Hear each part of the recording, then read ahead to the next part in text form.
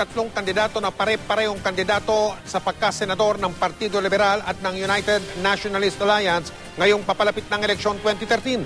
At dahil sa pag-aanim ng iba't ibang partido, ang tanong ngayon ay wala na nga bang may tuturing na oposisyon sa darating na eleksyon? Narito ang pagtutok ni Sandra Aguinaldo. Nitong mga nakaraang araw, nakilala ng publiko ang senatorial lineup ng administrasyon. Pati na rin ang sa United Nationalist Alliance o UNA na pinamumunuan ni Vice President Jejo Marbinay. Ilang ulit nang sinabi ng UNA, hindi sila oposisyon at kung babatikos man sila, ito ay para sa ikabubuti ng palakad ng gobyerno.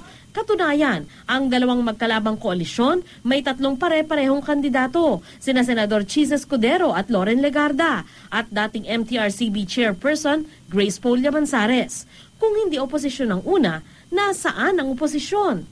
Unique itong election na ito dahil walang malinaw na administration versus opposition party.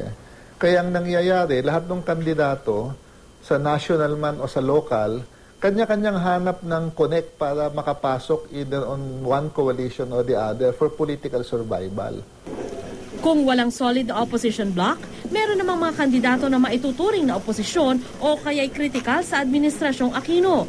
Tulad ng independent candidate na si Bayan Muna Representative Teddy Casino na kumakandidatong independent. At ng una senatorial candidate na si Congresswoman Mitos Magsaysay na kilalang kaalyado ni dating Pangulong Arroyo. Aminado si Representative Danilo Suarez, chairman ng Partidong Lakas CMD, isa raw sa mga dahilan kung bakit mahina ang oposisyon ay ang popularidad ni Pangulong Noynoy Aquino. Very difficult to combat and hate someone who is so popular. Ang boses siguro ng opposition, kami na lang, nasa minority.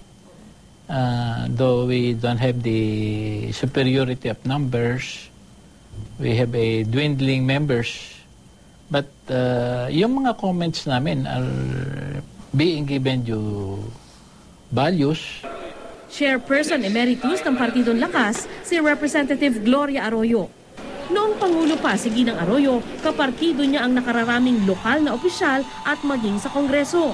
Pero sabi ni Suarez, marami sa mga lokal na opisyal nila ang nag-over the bakod na.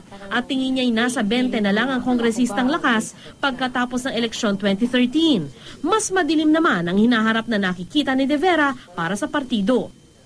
Pagkatapos nitong eleksyon na ito, wala nang Lakas. Hindi sang-ayon si Suarez sa pananaw na ito. Babangon daw sila pagkatapos ng 2013, lalo't si Lakas President, Senador Bong Revilla, pang 2016 daw ang kalibre. Among the probable candidate, isa lang may agimat, si Bong Revilla. Tingin din ni Suarez, ang mga kaalyado ng Pangulo ngayon sa Liberal Party man o sa UNA, kakalabanin din ang administrasyon pag malapit na ang 2016 presidential elections. Kaya ayon kay De Vera, asahan na sa eleksyong parating, sisikapin ng administrasyon na maipwesto ang kanilang mga kandidato sa lokal, Kamara at Senado para hindi mahirapan ng Pangulo hanggang matapos ang kanyang termino. Sandra Aguinaldo, Nakatutok, 24 Oras.